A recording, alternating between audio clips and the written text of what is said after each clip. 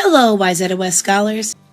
When we think of World War II and its beginnings, we often think of the Axis powers and the very aggressive actions that they took to try and further their own goals.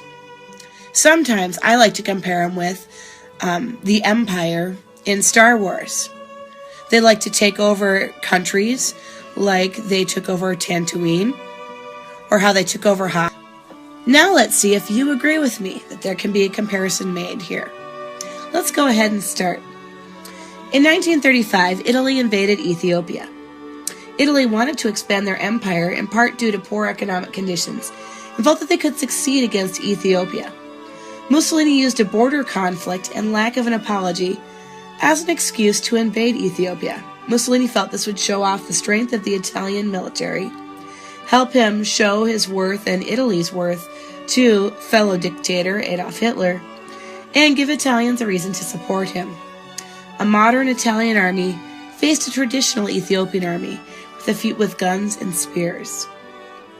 When Ethiopia appealed to the League of Nations, the League of Nations supported their claim, but they didn't have an army to respond. Instead, the League asked its members to give economic sanctions to Italy, including an arms embargo and a boycott. This wasn't enough to deter Italy.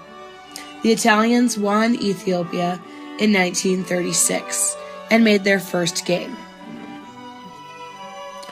In 1935, the U.S. passed neutrality acts. The United States responded to growing aggression of Germany. For example, Germany was rearming themselves and completely ignoring the Treaty of Versailles.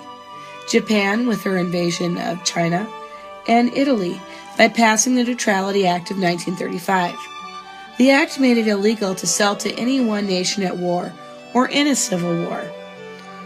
In part, this is because many Americans believed in isolationism or staying out of European affairs. Some groups like America First felt that the U.S. needed to worry about issues inside the United States, like the Depression and economic problems.